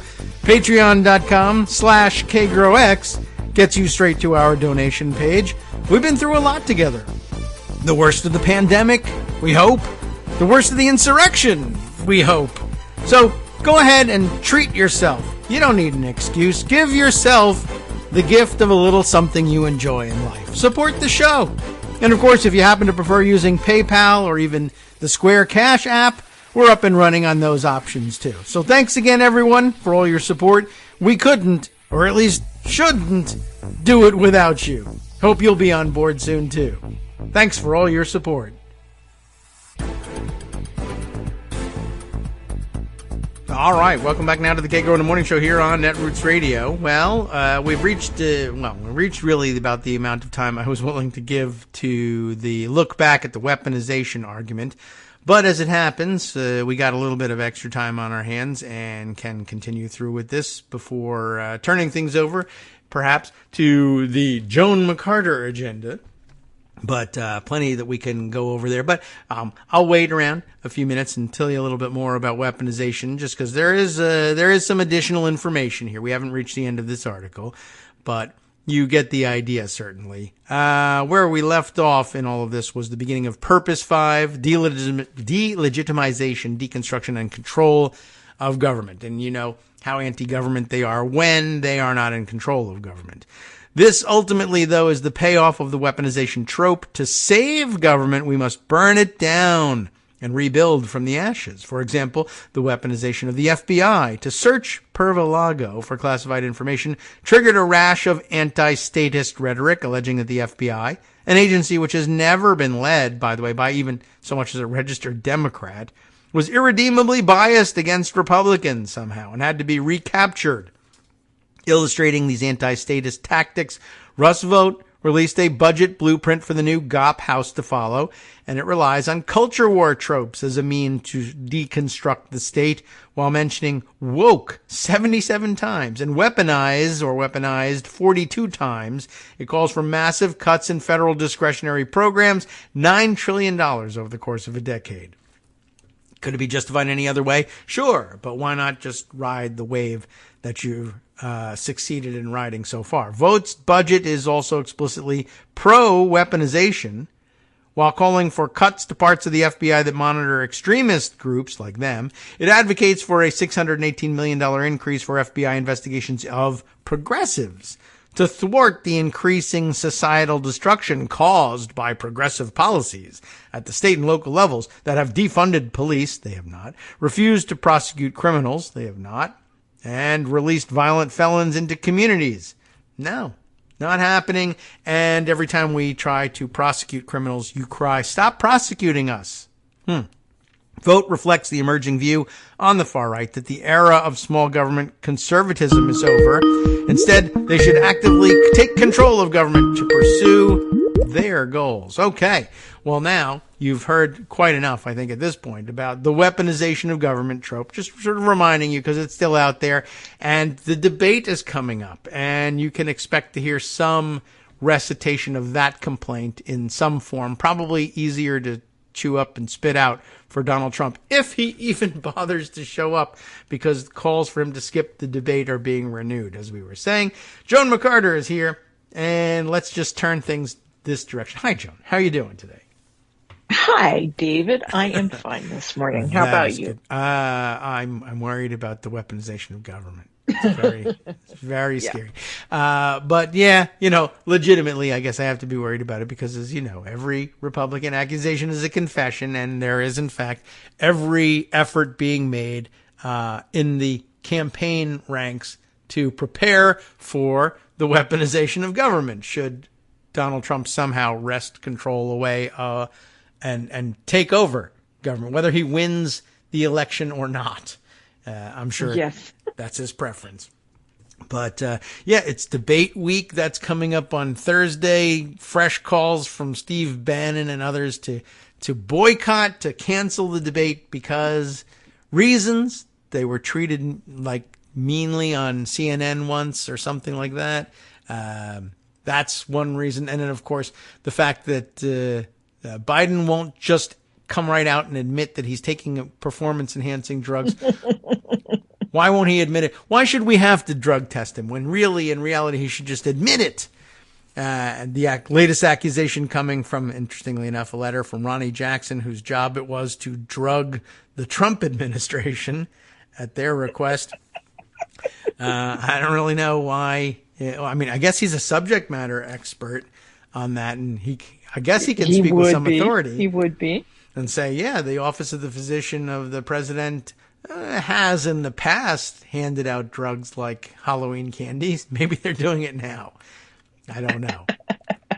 He had a detailed cocktail list of things that they could be giving. Right. And I guess that office used to just prepare giveaway baggies for overseas trips, and anybody who wants to can come by and grab them. Although I do understand that was something of a common practice when they have to fly overseas, and it's important that people actually, sleep on a plane, which can sometimes be tough. I don't know. But at any rate, somebody who was giving out drugs like candy might have reason to believe that other people are doing it. That is, I did it. But never mind. Anyway, we don't even know what the guy's real name is anyway. Or at least Trump doesn't. So we learn something new every day from these guys. But that might be on your radar. Do you have to do any debate coverage? Is it still your job? Yes, indeed. I'm going to be live blogging the debate if it happens. Okay, right. Would you like some drugs to help you do it? I think it's 50-50 right now, whether it happens or not. This is the most amazing thing that could even be the case, that we're 2 days from the debate, and it's like, well, the Republican nominee might not do it. He might just not show up. Okay. Somehow, you're fit for office or whatever. But so many other things going on. I see that top of your list of diaries lately has been that Speaker Mike Johnson, or Jackson, he said I could call him either one, faces a new fresh hell of his own making. Hooray! And few speakers have been so concerned about hell as Mike Johnson. This is a real topic for him. So, what's the fresh hell, and how fresh is it? It's Anna Paulina Luna. Did we talk about this last week? Let's see. Did we? She was going to have a vote on a inherent contempt resolution. Yes, We did last talk about week it. she was saying that the vote was promised. Yeah. But the vote apparently wasn't promised because now she's going to be doing it via privileged resolution. And I think it's going to be Friday now. She says she's going to be doing that. I see. So it was promised but not promised, and so we're going to force it because of how promised it was, I guess. And so Friday. Oh, a Friday vote. Well, that's something. And the debate is Thursday night, so maybe that serves as a good follow-up. Friday is a tough day for a two-seat majority to do anything. It is indeed, especially since I think that there's probably going to be some fireworks over getting their appropriations bills through. We don't even know if that's Rules in the list Committee is too. going to. They're supposed to be doing 3 appropriations bills this week. Oh, yeah. All right. Well, that's a lot of work, typically speaking. It's a lot of work.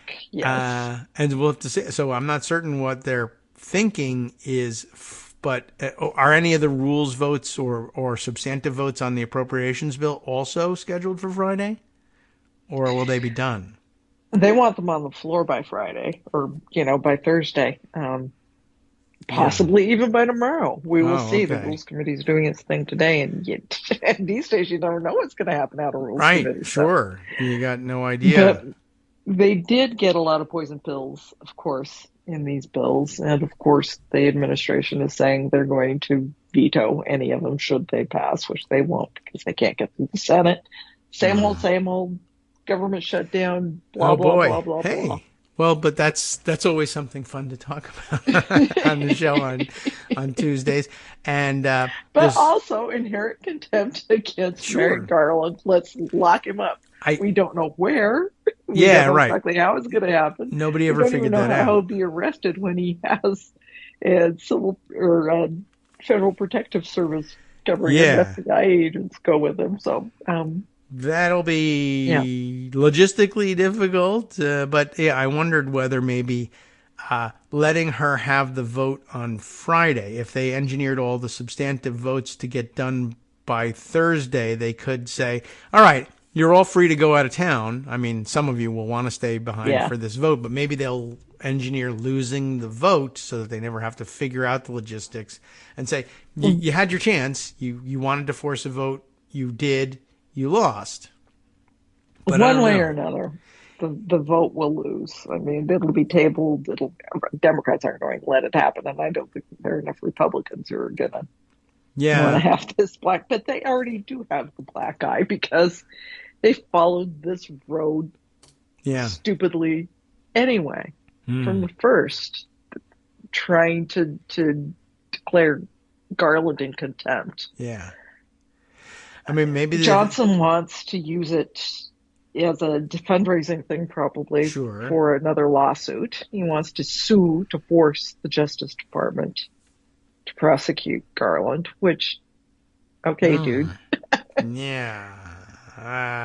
That's okay. I mean, you could try that. Sure, it's it sounds like a lot of money to do not much, but but, I mean, as a stunt, we're taking Biden's lackey Garland to court.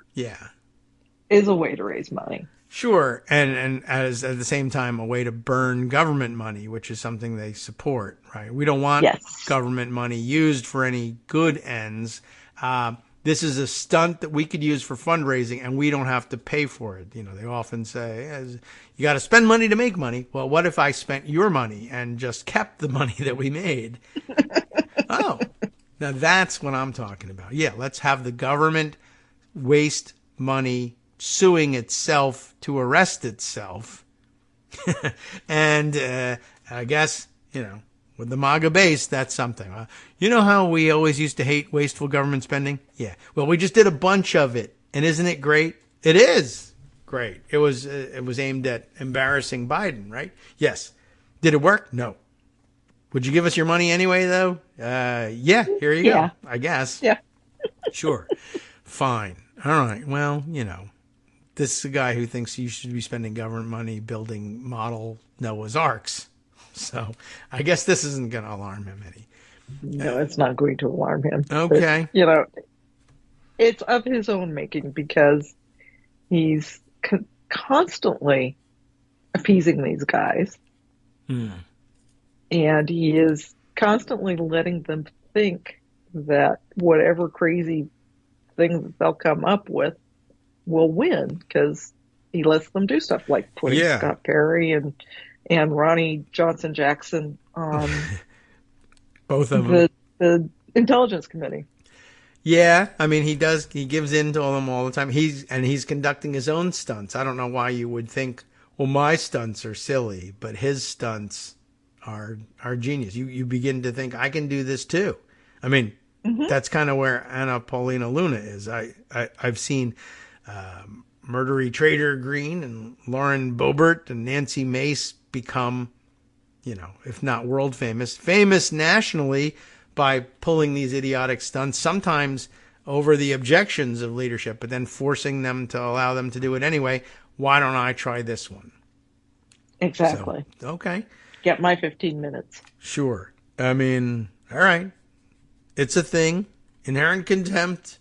It's real. You just have to, have the will to do it and then try to think through, how can we make this work? And I think that it can't. And thus far, no one has. I think there have only been 2 efforts. Teapot Dome scandal. Oh, yeah. Something to do with that. And then, again, in the 30s, there was something. Yeah, and I think it might have been follow-up on that as well. But, yeah, on the Teapot Dome scandal, the things that lingered. But, yeah, it's been a long, long time. It was never entirely clear then, but the fact that it's a real thing is true. The problem is, they go as nuclear as you can right away. There's no entering into this. This is the last time it was used.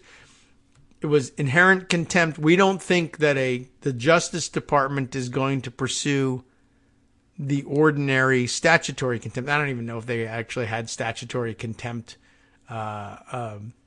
language to work with in the 20s and 30s, but it wasn't the inherent problem of prosecuting the leading the top law enforcement officials. It was just, well, here's some jerks who are refusing to show up, and the Justice Department isn't going after them. And by the way, it's a much smaller Justice Department and with a much narrower mandate in the 20s and 30s as well, and some other things to be keeping an eye on, like rampant gangsterism in the streets. Right. But okay, we're not getting this prosecution done. But yeah, if you take it to its logical extension, you could attempt to bring inherent contempt charges against anybody. But this is the most problematic one you could possibly have chosen, and so they went straight to it. We don't know how to arrest him. We don't know how to who would prosecute him. We don't know how to disable him from ordering the department not to prosecute him. We don't know where to put him in jail. We don't know anything. You would have to work these things out, and there are certainly circumstances under which it might be a necessary thing. It's just we haven't gotten there with this guy, and they've done nothing to make the case for it. We really don't like him. Well. We really just don't like him a lot. Okay. Sorry. But, all right. So they'll be working on that one on Friday, which is probably best for them. It will be immediately unless they can talk her out of doing it. And I really don't think they can talk her out of doing it. Yeah, maybe not. I hadn't even considered that possibility. But I guess, all right, we have to put it out there. They could talk her out of it. She could come to the realization that it's stupid. She could. They could promise her something else, which wouldn't be likely in Johnson's case. Yeah. Yeah, I guess so. Put her on the Intelligence Committee or the Rules Committee, for that matter. Okay, could be. You could extort anything, I guess. Well, okay. So we'll be keeping an eye on that. The debate coming up. Possible Friday vote on this thing. Mike Johnson, generally losing control and again seeing other stupid things happen and fundraising off of stunts. Is there even room for anything else? Well, sure. Well, sure, because we have 3 SCOTUS decision days this week. Yes. Right. Oh, that's true. And usually, so extra ones. And I guess everybody has to be guessing that, well, okay, that they're releasing there's still a great volume of them to be released. There's still a great volume, and there's probably no way they can get all of them out by Friday. So it's pretty certain we're going to be going into July with them. They're gonna make that Trump immunity case the very, very last thing they do, and they're going to do it as late as they possibly can. Well, I guess if your vacation plans are to be flown around the world by billionaires, non-refundable tickets isn't an issue, and you can just continue to stick around for July. No word whether any of the liberal justices are having their vacations ruined, but they probably, take the job seriously. So, okay, we'll have to stick around and do these things. So at least, among them, the immunity case, which I guess that too, they could say, yeah, maybe we'll wait even longer for that one. But anything else that has been that we're waiting on that they would have reason to delay, or are they ready to dump? We're waiting on another abortion case. Oh, okay. The emergency room. Okay. Let me open my document. Okay. We have got, Moyle versus U.S. Decide whether federal law that requires emergency rooms to provide stabilizing care to all patients overrides a state law in the case of abortion. This one's out of Idaho. Oh, boy. Okay. We got Rahimi. Yes. There is another gun case. Whether, I don't think it's been decided. NRA versus Vulo. Supreme Court will decide whether a New York State official violated the First Amendment by trying to persuade companies not to do business with the NRA after Parkland, Florida shooting. Oh, I see. So it's guns and First Amendment, and it's weird. So expect weirdness. Okay. And guns and First Amendment. Then there are all of the Chevron-related cases. Yeah, I've been seeing a lot of discussion of them and not really following up and reading about it. Like, well, first of all, Chevron deference, bit boring, but important. And kind of critical, kind of for things like the enforcement of the Clean Air Act and the Clean Water Act. Yeah, I mean, long story short, can judges just insert themselves into these things where they say, as has become the habit for like Matt Kaczmarek and other single district judges, right, where they keep going to them and enjoining agency enforcement by saying, well, we don't think Congress explicitly said that they wanted this to happen. And by the way, even if they did, well, then that's just weaponization of government, and we got to get rid of it for that reason. It's a sleepy or sleep-inducing bit of doctrine, but it actually, the Chevron deference, but it actually is a cornerstone of the modern state at this point.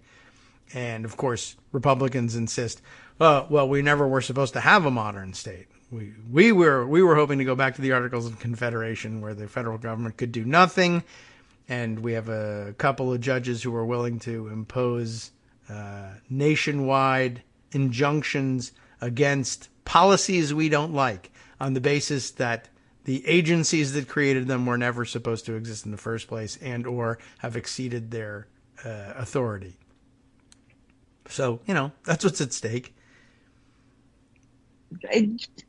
Pretty much. Okay. Pretty much. So we'll be watching that as well. It's really scary. It's quite scary. This has been a big goal of Republicans, of conservatives, of big business in particular, forever. Well, since Chevron was decided back in, what, the 70s? No, 1984. Okay. Yeah, all right. Well, undoing these things, well, there's a lot of things that they've been seeking to undo for many, many years, and only to find, as it happens, by the time they undo them, they were either, like we said, cornerstones of rational governance, or popular in their own right. And when Republicans catch their cars, it turns out it could become electoral disaster for them. But they don't know that until they do it. And then when they do it, they say, well, we could possibly just cheat in the election instead, or declare ourselves the winner when everyone knows that we're not. So what would be the point of, honoring precedent that we don't like just to avoid electoral poison, when we can just poison everyone else instead? Yeah. Cool. Wow. Cool. So that's pretty scary stuff. It is. So that's Relentless versus Department of Commerce, Loper Bright Enterprises versus Raimondo. Those are the two biggies, but there's some lower level ones. Security and Exchange Commission one, the EPA versus Ohio. Well, actually Ohio versus EPA. Yeah, all of them related to whether or not the administration gets basically to make rules and enforce them. Yeah, which is kind of what administrations do. They have a chance to take a lot of bites out of that. Well, I guess I know some of the Supreme Court watchers saying, well, the reasonable decision of Rahimi probably means that something terrible is coming later on. I don't know whether that pattern actually holds, but it's worth worrying about, I suppose. Although I think they had no choice on the Rahimi case. No, because only Clarence Thomas is going to be the one to stand up and say, yeah, I think domestic abusers should get to be able to keep their guns. Sure. Because the founders said so. Right. Which they didn't. But they didn't not say so. So that's enough for me. Actually, he goes way beyond the founders. He goes back to the English Civil War in his argument. I see. It's kind of bizarre. Yeah. Right. How are we? There was the whole thing about originalism, founders, etc. What do we think that did the founders leave anything behind about how they felt about remaining a part of England or honoring English law despite the fact that we were breaking from them? I don't know if they wrote anything about it, but I think they were kind of a big no. There might be some stuff about that. Yeah. Yeah. Well, anyway, too bad no one has ever discovered it, and that library was closed. Budget cuts, and we don't have it anymore, and we burned it. Thank you. At any rate, yeah, that's some weird originalism. This is interesting that the founding era doctrine about how we regard our connection to England somehow got erased. It's sort of the cornerstone of the whole founding, but other than that, I don't know. All right, and he was the only one willing to go with it, and it was remarkable that he would do. I mean, again, he had no choice either. It was basically, hey, Clarence Thomas, what do you think about that thing Clarence Thomas wrote? Well, he's not going to be able to say it was dumb. I reject it. I mean, the opportunity was there. And I mean, what the hell? What do you care? Your vacations and lifestyle are paid for forever. Go ahead. Admit it. It was dumb. That might have been a power move. That was so stupid. Man, I need a vacation. That would have worked. That would work. And the rest of the court took the opportunity to do it and just said, well, although they did say, well, they tried to shoehorn it into, we don't have to throw out the precedent, but it wasn't a great one, but we could make it better. We can fix it. And so we read some interesting analysis about that, and fine. But yeah, again, the opportunity was there for the conservatives of the court to say that wasn't our best moment. And we would like another swing at that one, but they didn't even do that. So, okay. Yes. We'll see what comes of the cases that they release in the next couple of days. Starting tomorrow? Yeah. And then debate time, and Biden has plenty of ammunition to light the fireworks. We'll see whether they penetrate the coverage of the debate, but even absent that, they've been coming out swinging and producing the ads, and there's no debate in the ads. You just get to tell your story. So, and the other very fun thing that's happening right now is Bob Good in your home state. Yeah, it appears that he's lost. It appears he's lost, but it's still too close to call officially. But that's not going to stop him from saying he'll block the vote certification in Lynchburg and fraud, and I'm not going to go. Okay. His colleagues are saying, "You're a whiny-ass titty baby. Shut up and leave." He was never a popular guy, and it was an interesting discovery to find out. You know, he never had won a primary. He was nominated by convention his first time around. And maybe that's why he was unable to win his primary the second time around. But yeah, it looks like the equally dreadful his season. Colleagues in the House are just really dumping on him. Yeah, it's. I mean, look, they worked hard to win their primaries, and he's not been able to do that, and that's a rite of passage. And by the way, you were never that nice a person to begin with. So, and of course, well, gee whiz, the chair of the House Freedom Caucus gets kicked out. That means that the chairmanship is up for grabs. That's a stepping stone for somebody. And probably 100 of them wish that they would accede to the leadership, but that can only happen if they get rid of Bob. So I guess they're interested in getting rid of Bob. I guess so. Okay, well, He's I not say a it's good. popular guy. No. All right. Well, we'll watch all of that, and then I guess by next, well, it probably won't. His story won't be settled by next week because he can protest forever. But we'll know what has been released by the court when we check in again next time. Thanks, Joan. We will indeed. Talk to you next week. Take care and stay mentally healthy during the debate. Listening to I will Kagro do in my the best.